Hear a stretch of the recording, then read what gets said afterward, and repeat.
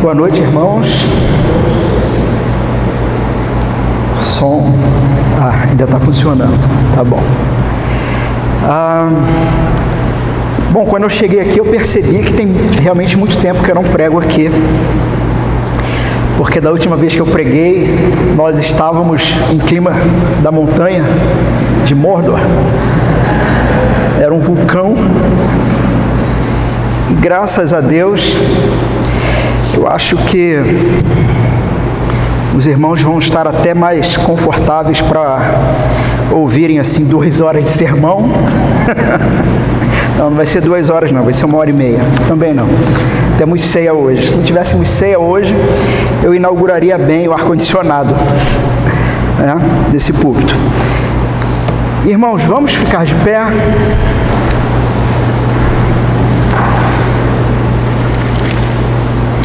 Salmo 150. Comentei com uma pessoa que iria pregar esse salmo e a pessoa perguntou para mim: mas Alain, o que você vai falar de flauta, de adufe? Eu falei: o Senhor é que sabe. Vamos ver o que o Senhor tem para nós no fechamento do saltério. Antes vamos fazer uma oração. Vamos fechar nossos olhos. Senhor, nós somos gratos por esse domingo, somos gratos porque o Senhor nos reuniu em culto, porque o Senhor reúne e mantém a tua igreja, porque o Senhor nos chama à adoração, porque o Senhor tem prazer no seu coração quando nós, como filhos amados, não porque somos bons ou fazemos coisas boas, mas amados porque o Senhor nos resgatou da morte através do teu Filho, e vendo o teu Filho em nossa vida, o Senhor nos ama. E o Senhor então tem prazer nesse louvor. Um louvor, uma adoração e um culto, não que parte de algo mecânico, mas que parte de algo que talvez poderíamos chamar de pragmático, de algo que realmente funcionou, que deu certo, que se trata de uma mudança de vida. Senhor, somos gratos porque a nossa vida foi mudada do lamento, da tristeza, foi mudada do prazer ao que não te agrada para o prazer em estar com o Senhor e estar em culto ao Senhor. Nós pedimos misericórdia ao lermos e entendermos a Tua Palavra, e que o Senhor crie morada, que o Senhor encontre corações abertos e dispostos a se renderem ao Senhor. Oramos em nome de Jesus. Amém. Salmo 150. Diz o seguinte: Aleluia! Louvai a Deus no seu santuário, louvai-o no firmamento, obra do seu poder. Louvai-o pelos seus poderosos feitos, louvai-o consoante a sua muita grandeza. Louvai-o ao som da trombeta, louvai-o com saltério e com harpa. Louvai-o com adufes e danças, louvai-o com instrumentos de cordas e com flautas. Louvai-o com símbolos sonoros, louvai-o com símbolos retumbantes. Todo ser que respira, louve ao Senhor. Aleluia. Amém. Podem tomar assento.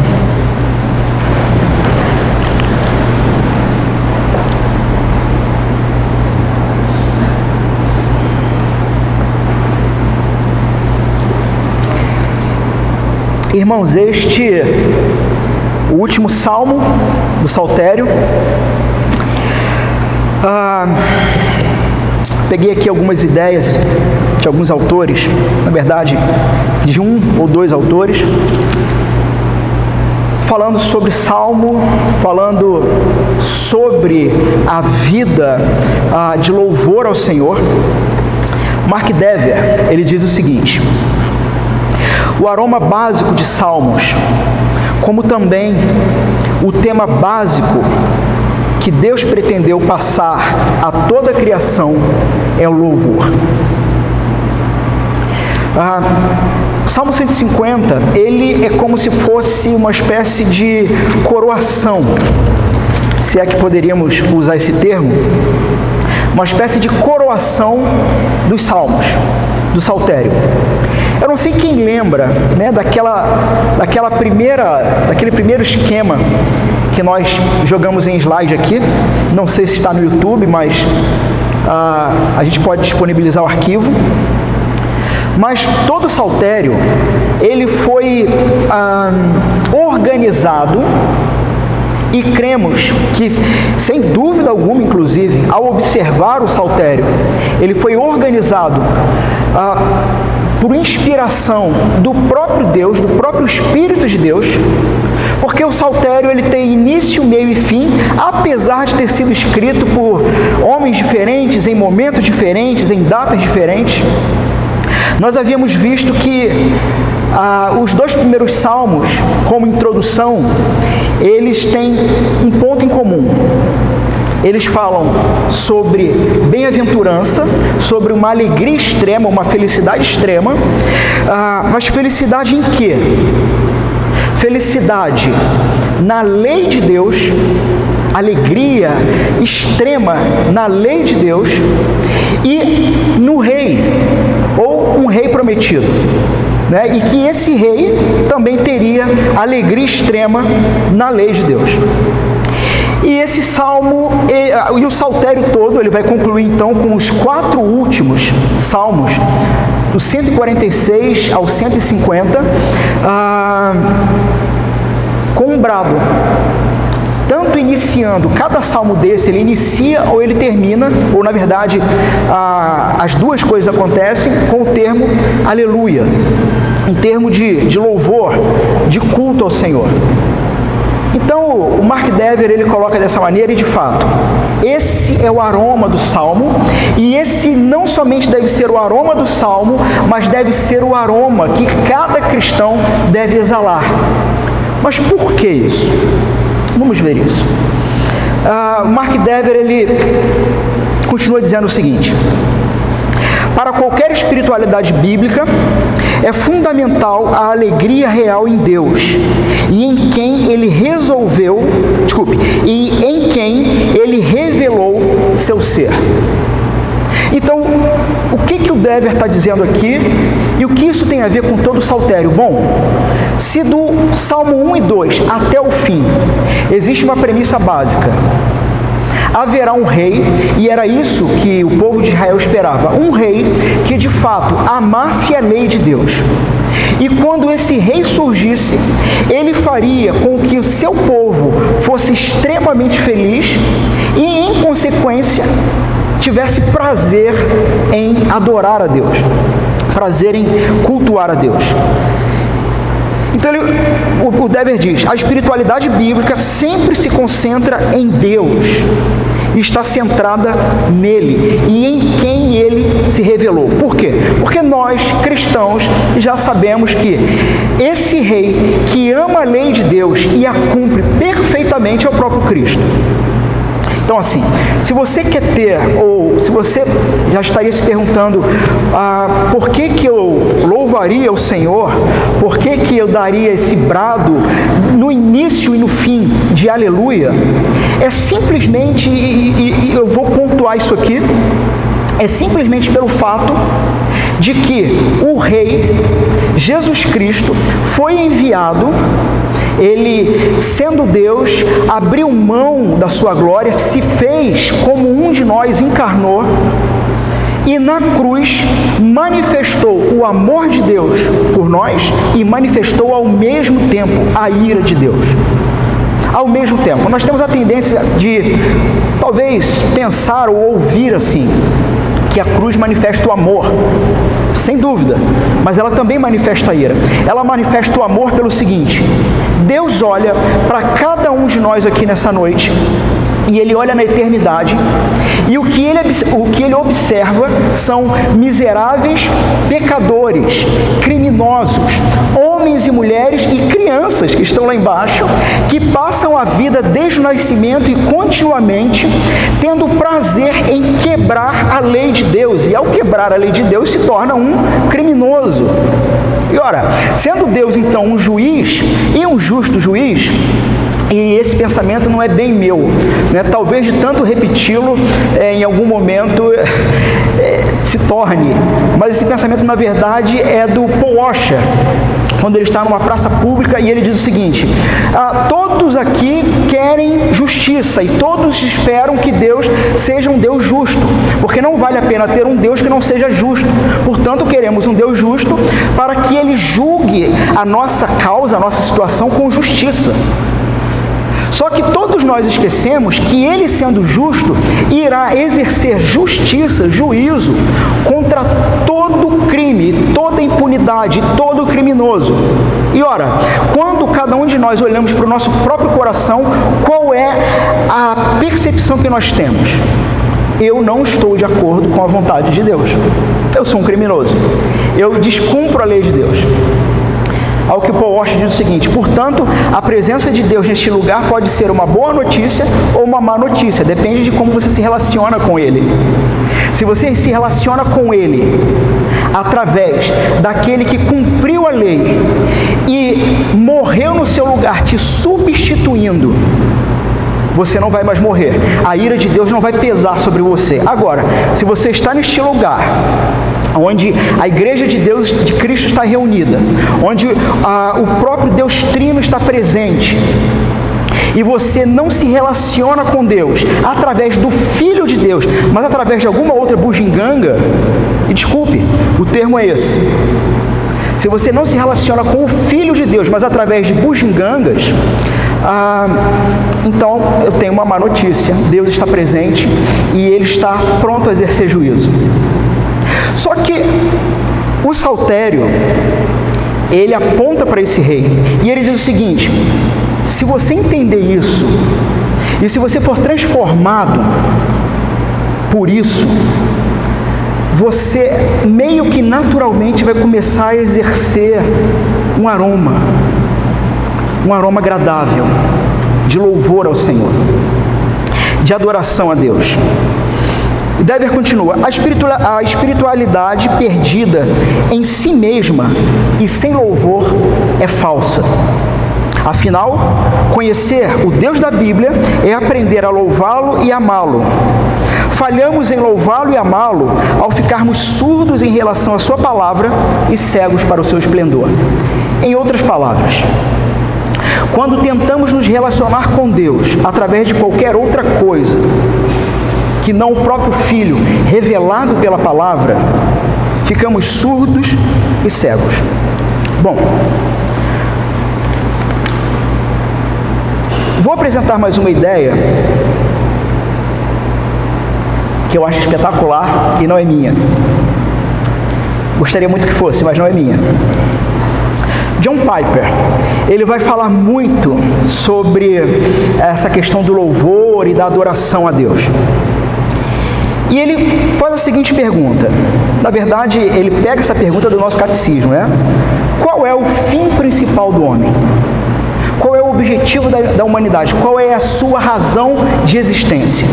E os nossos documentos de fé, o nosso catecismo, ele vai dizer: o fim principal do homem é glorificar a Deus e alegrar-se nele para sempre, e ter prazer eterno nele.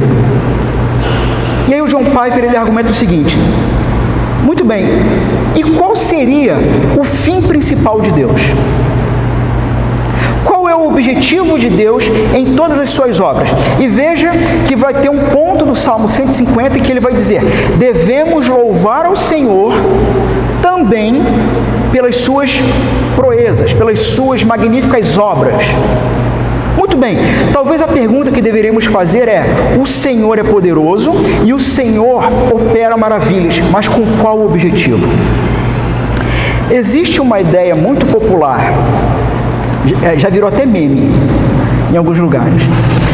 Existe uma ideia muito popular de que o ser humano é o centro do desejo de Deus, é o centro da vontade de Deus. E aí você olha para o Salmo 150, fechando todo o saltério, e me parece que diante do salmista, o centro é o próprio Deus. Qual é o fim principal de Deus?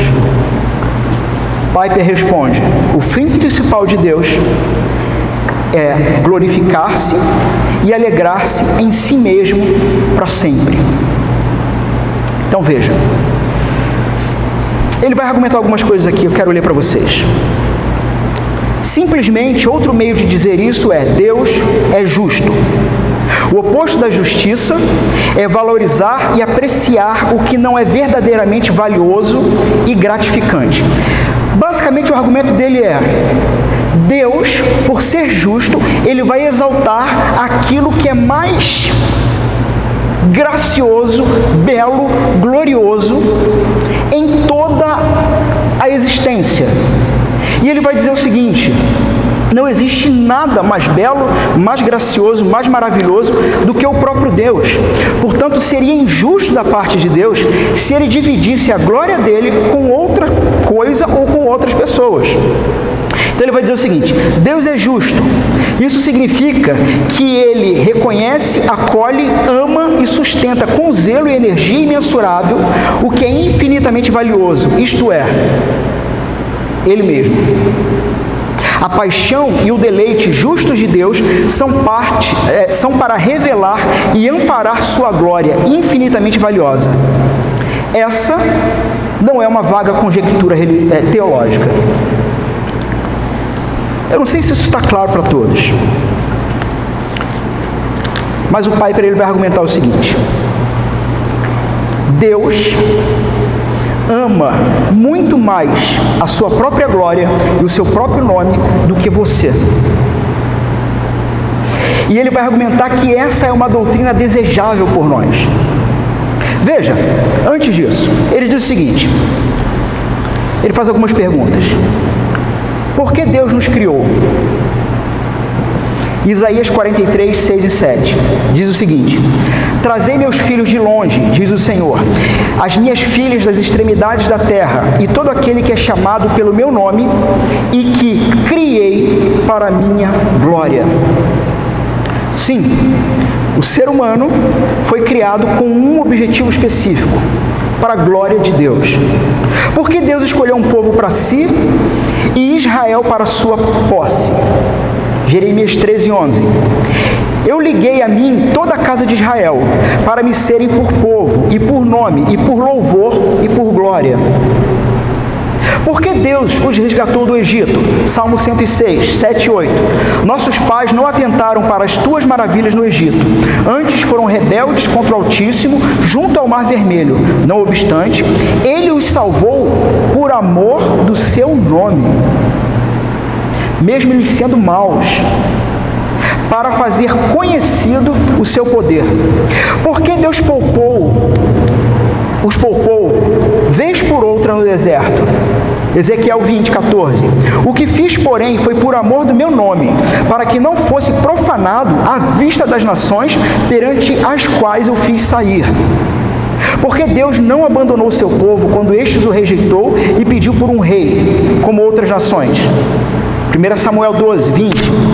Não temais, vós fizeste todo este mal, porém não vos desvieis de seguir ao Senhor, mas servi-o de todo o vosso coração, pois o Senhor, por causa do seu grande nome, não desamparará o seu povo. Os irmãos percebem que é por amor do seu nome e para a glória e honra do seu nome diante de todos os povos é que Deus mantém o seu povo.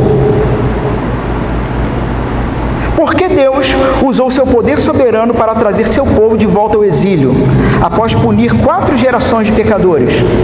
Isaías 48, 9 e 11. Coloca dessa forma: por amor do meu nome, retardo a minha ira, e por causa do meu louvor me contenho para contigo. Por amor de mim o faço. Porque como seria profanado o meu nome? A minha glória não darei a outro. Porque o Filho de de Deus veio à terra e para suas horas veio à terra para suas horas finais e decisivas. João 17:1. Pai, é chegada a hora. Glorifica o teu Filho, para que também o Filho te glorifique. E por que Jesus voltará no grande dia da consumação? 2 Tessalonicenses 1, 9 a 11, 9 e 10. Os quais sofrerão como castigo a perdição eterna, banidos da face do Senhor e da glória do seu poder. Quando naquele dia ele vier para ser glorificado nos seus santos e para ser admirado em todos os que tiverem crido. Qual é o fim principal de Deus, meus irmãos? Glorificar o seu próprio nome. Bom, se esse é o fim principal de Deus,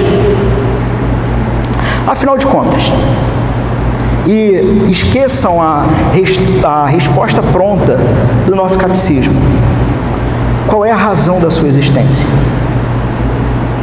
Se o fim principal de Deus é que o nome dele seja glorificado entre todas as nações, você está construindo a sua vida para qual objetivo? Com qual função? Afinal de contas, aonde você quer chegar com esses cursos, com esses estudos, com essas promoções? Eu não estou dizendo que você não tem que estudar ou trabalhar muito. Sim, sem dúvida. O ponto é, com qual finalidade? Qual o objetivo disso tudo? Irmãos, o Salmo 150, então, é a doxologia final. Para quem lembra, o Saltério ele é dividido em 5 grandes blocos, 5 livros. E cada final desses blocos termina com uma pequena doxologia. E o Salmo 150 é uma espécie de ápice. É um convite geral, onde você pega do 146 e ele vai pontuando algumas questões, sempre convidando agora ao louvor e à alegria. Até que a gente chegue, então, ao 150. E percebam, nesse salmo aqui, por isso que me perguntaram, Alan, você vai falar o quê? De flauta? De adulfe? Porque nesse salmo aqui não há argumentação, não tem argumentação. É, na verdade, uma ordem. É uma ordem que deve ser cumprida a partir da pergunta que eu fiz: qual é a sua razão de existência? Não há argumentação, não tem ensino, assim, objetivo, não tem uma explicação, trata-se de um convite, na verdade, uma conclamação. A quê? Salmo 150, ele conclama o povo de Deus, junto com todos os seres viventes, a louvar a Deus pela sua grandeza. Ponto. Ele não está preocupado em dar argumento, até porque toda a argumentação já foi dada em todos os outros salmos. Mas ele está preocupado em te levar a algumas percepções aqui e te dizer, bom, se você não tinha motivo para cultuar, se você não tinha motivo para louvar a Deus, observe esses motivos aqui. Então ele começa, aleluia, louvado seja o Senhor, um culto ao Senhor se inicia. E ele diz, louvai a Deus em seu santuário. Algumas versões, ou a própria ideia do hebraico aqui, seria, algumas versões podem estar escrito no seu templo, ou no seu santo templo, mas a ideia é, onde está a habitação daquele que é santo? Louvai ao Senhor, onde está a habitação daquele que é santo. Nós vamos ter aqui nesse salmo, nesse salmo, Salmo 150, ou pelo menos nesse início aqui, um chamamento, e alguns comentaristas vão ter divergências quanto a isso, mas elas não se excluem, na verdade elas se completam. Porque aqui seria uma espécie de chamamento para o louvor nos céus e o louvor na terra, Porque quando ele diz no seu santuário, ou aonde está a habitação dos santos, ou do santo, talvez uma referência à terra, e quando diz no firmamento, ou nos céus, enfim, o ponto é que homens e anjos, todos são chamados a louvar ao Senhor. Alguns comentaristas vão dizer o seguinte: também não podemos descartar o seguinte fato de que esse santuário pode ser uma espécie, por uma questão poética, de repetição. Santuário e abóboda da terra, ou firmamento da terra. Onde o salmista está dizendo o seguinte: olhe para a criação, contemple os céus e adore a Deus. O ponto é que realmente parece que há duas habitações aqui. Então a primeira pergunta é: onde Deus deve ser louvado? Deus é louvado na sua habitação. Na sua habitação. Os judeus, eles tinham uma esperança. Virá o rei, que irá cumprir a lei, e irá santificar o seu povo, e teremos harmonia e paz. Hoje, século 21, o que os judeus esperavam aqui ainda na construção desse salmo, já se concretizou. Jesus Cristo é esse rei. Só que é interessante o seguinte: que Jesus é aquele que, ao ser anunciado o seu nascimento, ele recebe um nome, um título, Emanuel, que é popularmente traduzido como Deus conosco. Mas Emanuel também pode ter uma outra tradução: Deus entre nós, que seria um Deus conosco, mas mais, dá para entender melhor, né? Deus entre nós, Deus do seu lado. Mas pode ter também uma outra possibilidade: Deus em nós. Deus em nós. Onde? Uma vez que você entendeu o Evangelho, o Evangelho fez sentido para você, você creu no Evangelho, e o Espírito de Deus pegou esse Evangelho, pegou o seu coração, que antes era de pedra, transformou em carne, pegou as 3 correntes de ferro que prendiam a sua vida, a saber, a carne, o mundo e o diabo, fez essas correntes, te libertou para servir em amor a Ele. Uma vez que isso aconteceu, Ele mesmo diz o seguinte, que na sua assunção aos céus, não é? Eu vou, mas enviarei outro como eu. E esse outro vai habitar em vocês e vai selá-los. Deus em nós. Você quer ter um motivo para adorar a Deus? Bom, se você não for alguém que ama o Senhor Jesus, que reconhece os seus pecados e que descansa no fato de que Jesus perdoa os seus pecados na cruz, se você não tem esse conjunto de informações como fundamento da sua vida, você pode cantar à vontade, você pode levantar as mãos, você pode ter uma catarse, que será tudo em vão. Eu, na capela, comecei a fazer uma série em Lucas. E lá no prólogo de Lucas, do verso 1 ao 5, Lucas diz o porquê que ele resolveu escrever, registrar o seu evangelho, e para entregar por escrito a um homem chamado Teófilo, provavelmente alguém que patrocinou a pesquisa e o escrito de Lucas. Mas ele fecha no verso 4 dizendo que aquele registro tem por objetivo em que Teófilo, e na verdade todos os cristãos, tenham clareza e firmeza na fé.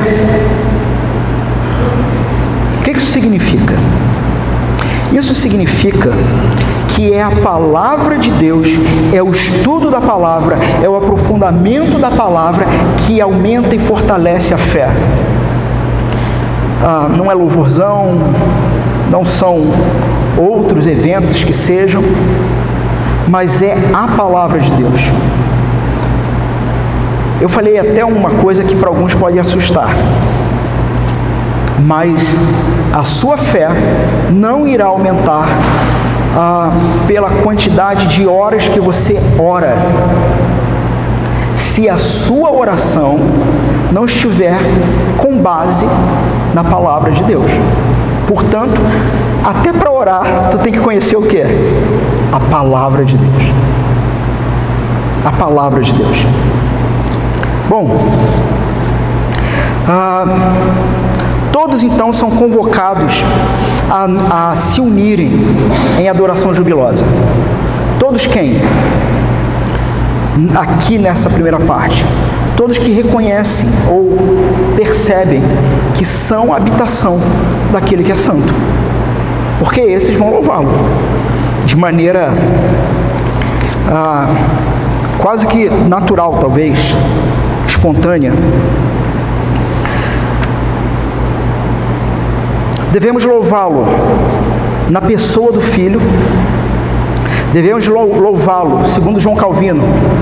É ele que vai dizer que é a contemplação da criação e dos céus que devem nos levar a louvá-lo.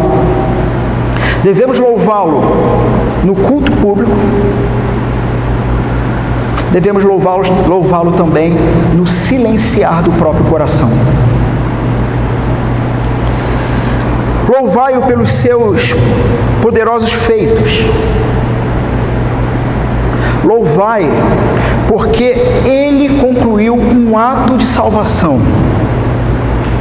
Algo que era inimaginável, algo que nenhum ser humano poderia conceber. O próprio Senhor concebeu e concluiu. Louvai-o consoante a sua muita grandeza, a sua grande glória. Então nós sabemos onde louvá-lo, na percepção da habitação do santo, no seu coração, em culto público. Mas por que louvá-lo? Deus é louvado pelas suas obras e grandeza incomparável. Louvem-no, então, pelos seus atos poderosos. Que atos poderosos? Quem sabe, se pensarmos em nós. Olhe honestamente para o seu próprio coração. Spurgeon, ele vai dizer em algum escrito que se o próprio Deus não tivesse o convertido, ele não teria ido a Cristo. Tem uma canção do Estênio Márcios, se eu não me engano se chama Calendário Antigo, se eu não me engano é esse o título, em que ele fala sobre uma determinada rainha, uma rainha altiva,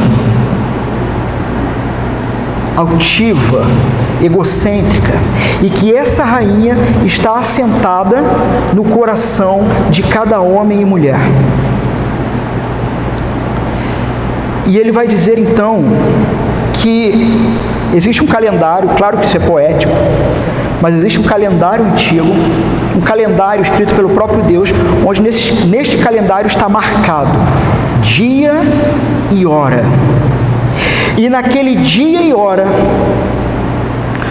o homem ou mulher que estiver agendado para aquele dia e hora e que estiver vivendo a sua vida, caminhando a passos largos para o inferno, ao viver uma vida satisfazendo seus próprios desejos, quando chegar aquele dia e hora, essa rainha será destronada e o coração que é de pedra vai começar a se esfacelar, as pedras vão rolar e um novo coração vai ser posto. Olha para o seu coração. Você quer um motivo para louvar a Deus?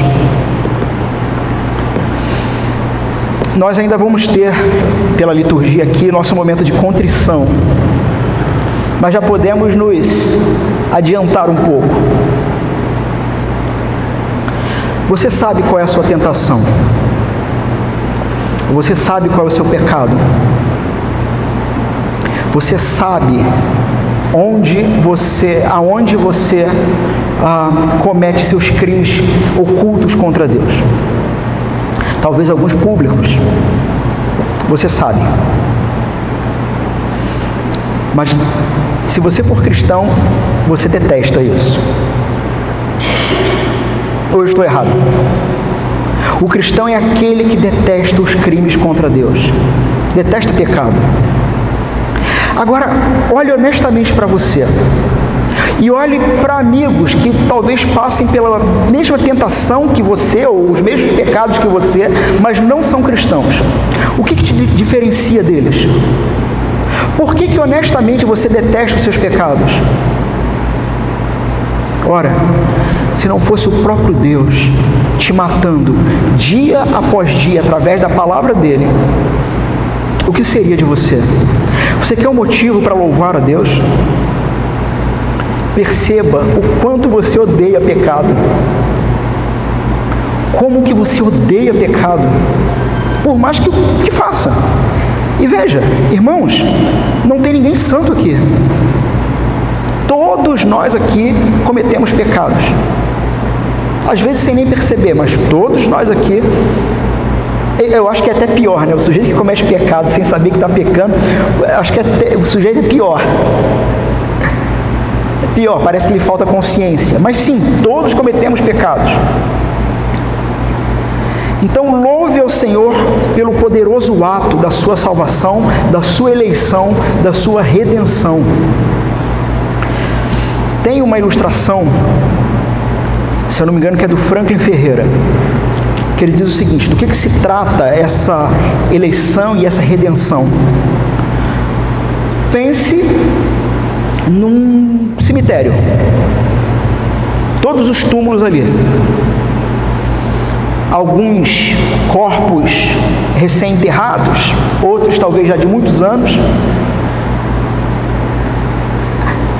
Esse cemitério é a existência humana. Todos os homens estão mortos nos seus crimes contra Deus. E aí, alguém anuncia o Evangelho nesse cemitério. Alguém anuncia que Jesus Cristo morreu para que Deus se relacione com gente que está morta, porque Ele vai reviver. E aí o Espírito Santo pega essa palavra anunciada e entra no seu túmulo e sopra a vida. E então você se levanta do túmulo, você teve vida, você olha para a situação à sua volta, você olha para o cemitério que você vivia, você olha para aquela vida que você vivia, você olha para as pessoas que estão à sua volta, vivendo ainda aquela vida que não é vida, estão mortas. E qual é a sua ação sequencial? Aleluia! Louvado seja o nome do Senhor. Louvai a Deus na habitação do Santo. Louvai-o na obra do seu poder, porque Ele me tirou do túmulo e eu sozinho não teria saído. Louve a Deus por nós, pelo que Ele fez por nós, pelo que Ele faz em nós e pelo que Ele também faz através de nós. Somos portadores do anúncio que faz o reino de Deus expandir. Irmãos, tem uma canção de um sujeito que tem gente que já canta ela até em tom de piada, mas é uma canção bonita, né? Piada porque, assim, infelizmente é uma canção que, por causa de vieses ideológicos, parece que ela é de uma determinada ideologia, mas não, é uma canção, e é uma canção, diga-se de passagem, bonita. Tem uma canção chamada, em português, né? Imagine, John Lennon. Tem um autor chamado Michael Gorin.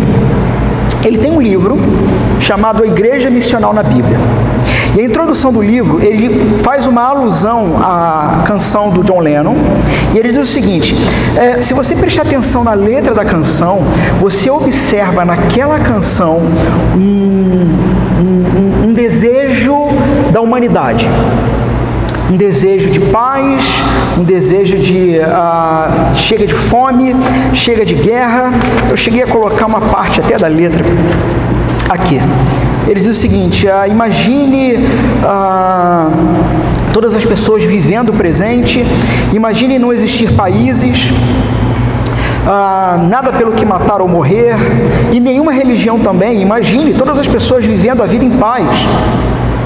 Imagine não existir propriedades, me pergunto se você consegue, sem necessidade de ganância ou fome, uma fraternidade do homem. Imagine todas as pessoas compartilhando o mundo inteiro. Você pode dizer que eu sou um sonhador, mas não sou o único. Tenho esperança de que um dia você se unirá a nós e o mundo será como um só.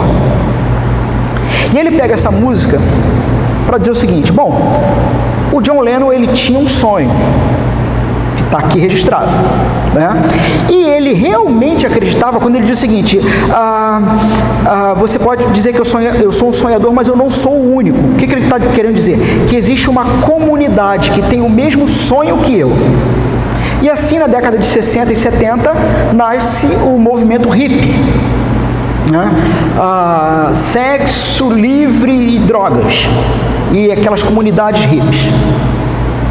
Então John Lennon imaginava o seguinte, que o sonho da canção dele poderia se tornar realidade se ele construísse uma comunidade que vivesse aquele sonho no momento presente. O problema é que o John Lennon não contava com o coração humano, que é extremamente corrupto e enganoso, porque os hippies dos anos 60 e 70, nos anos seguintes, 80 e 90, vão se tornar os yuppies. O pessoal da bolsa de valores, do dinheiro e da moda, abandonando todo aquele ideal que o John Lennon tinha na sua mente. E o Gorrin vai dizer o seguinte: veja, o que o John Lennon escreve, talvez sem saber, era o sonho do reino de Deus instaurado. E o que ele também não sabe é que o próprio Deus possibilitou a realização desse sonho a partir da morte e da ressurreição do Filho dele. E ele diz o seguinte: nós como igreja, então, temos uma missão. Portanto, louvai ao Senhor pelo que Ele faz através de nós. Porque do que se trata uma missão? Ele diz o seguinte, o Lennon diz: tem uma esperança de que um dia você se unirá a nós. E ele fala: essa é a mensagem da igreja. A igreja é uma comunidade que louva ao Senhor e tem um ideal na cabeça. Venha e junte-se a nós. Por quê? Porque nós estamos vivendo algo que fazia parte dos planos de Deus, que se concretizou, que um dia será de modo pleno e perfeitamente instaurado, mas neste exato momento, como comunidade cristã, já estamos vivenciando o sonho. Portanto, não é mais sonho. A vida de paz já é realidade. Louve ao Senhor, porque Ele nos chamou para sermos aqueles que anunciam essa paz, aqueles que anunciam essa redenção. Louvai ao som de trombeta, louvai com saltério com harpa, louvai-o com adufes e danças, louvai-o com instrumentos de corda e com flautas, louvai-o com símbolos sonoros, louvai-o com símbolos retumbantes. Então, onde nós temos que adorar? Na habitação do Santo.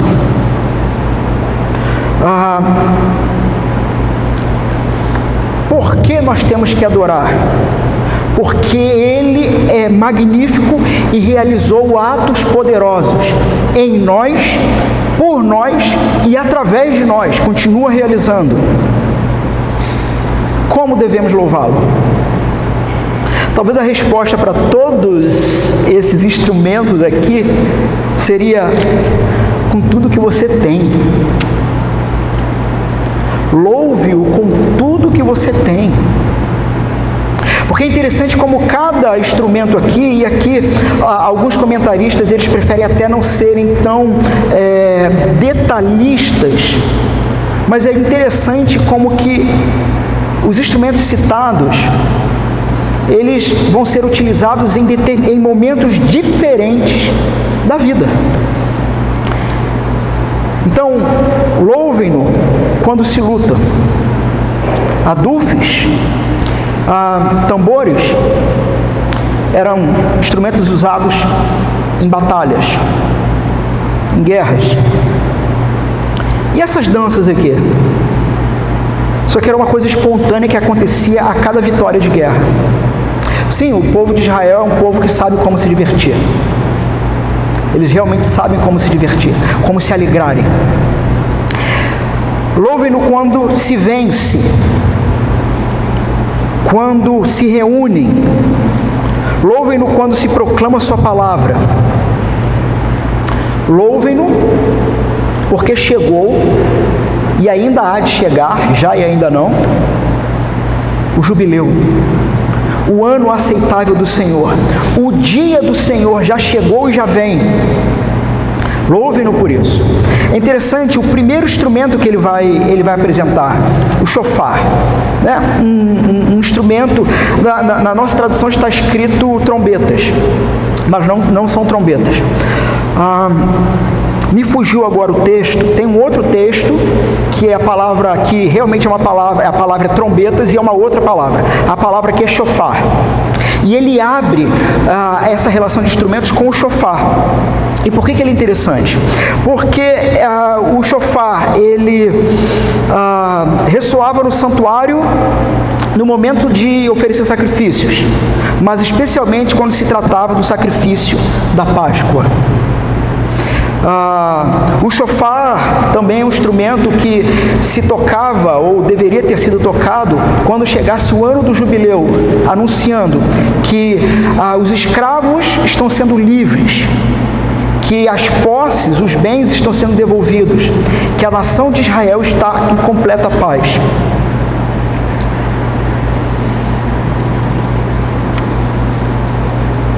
Louvem-no com tudo que você tem. E por último, quem deve fazer isso? Todo ser que respira, louve o Senhor. Aleluia. Deus é louvado por todos os seres viventes na terra. E aí você tem textos como de Apocalipse, capítulo 5, que diz o seguinte: então ouvi que toda criatura, capítulo 5, verso 13, que toda criatura que há no céu e sobre a terra, debaixo da terra e sobre o mar, e tudo que neles há, estava dizendo: aquele que está sentado no trono e ao Cordeiro, seja o louvor e a honra e a glória e o domínio pelos séculos dos séculos. E os 4 seres viventes respondiam: amém.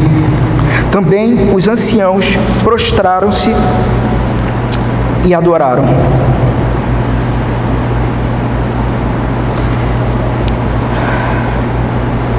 Todo ser que respira, Deus é louvado por todos os seres viventes da terra. Irmãos, para fecharmos, vou trazer a lembrança na introdução o que foi dito por John Piper. Deus ama mais a si mesmo do que você. Deus quer que você louve e adore e cultue a Ele, e não que faça ou crie cultos a você. E o Piper vai dizer o seguinte: é absolutamente verdade que essa geração e geração após geração de evangélicos cresce imaginando que realmente são o centro do universo. E não são o centro do universo. O Senhor é o centro do universo. Alguém poderia perguntar assim: então, porventura, seria Deus idólatra por amar tanto assim a sua glória e o seu nome? Resposta: não, porque nenhum outro Deus consegue subsistir diante da presença do próprio Deus. ele tem zelo e ciúme do seu nome e da sua imagem. E veja por que, então, eu havia dito no início que essa doutrina é uma doutrina que deve ser desejada pelos cristãos. Deus ama o seu nome e a sua glória.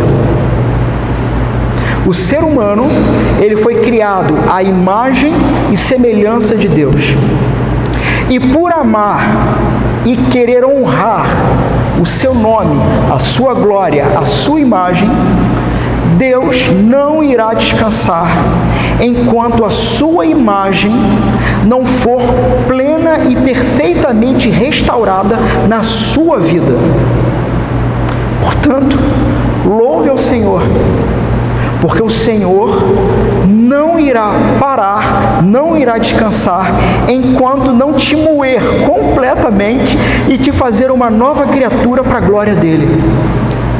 Porque todos nós somos a imagem e semelhança de Deus, uma imagem que foi borrada por causa do pecado, mas ele não vai descansar enquanto a sua imagem não for restaurada.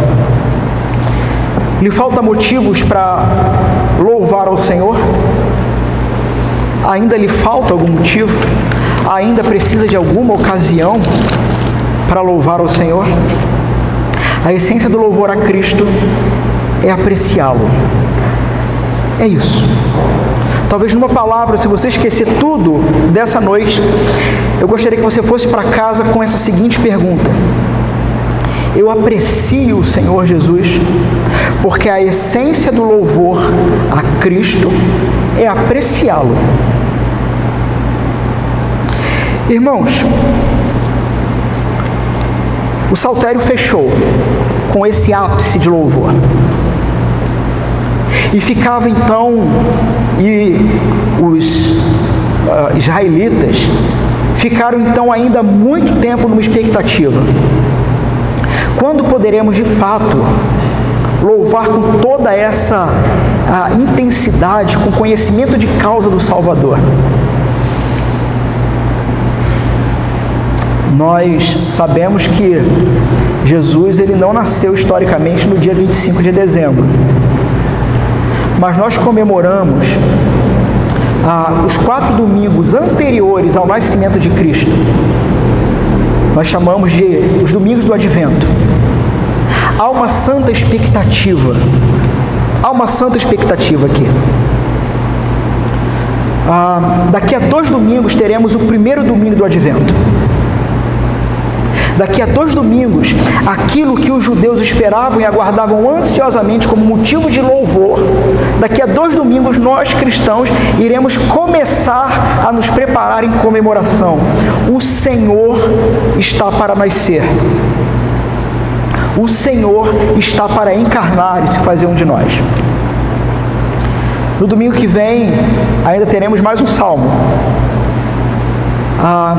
Será como uma espécie de transição. Uma espécie de... há uma expectativa. Ele está chegando. Os domingos do Advento estão às portas. Há um desejo de explosão e louvor. Eles não podiam ainda afirmar a chegada desse rei. Irmãos, para uma aplicação final então em nossas vidas, nós já conhecemos esse rei. Talvez uma boa pergunta para levarmos para casa é: até que ponto você está comprometido com esse rei e com o seu reino? Normalmente não se termina um sermão com uma pergunta.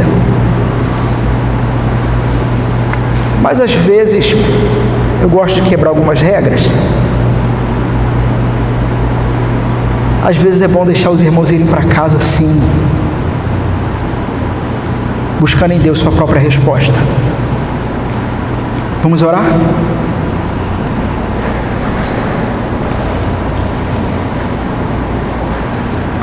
Pai Santo,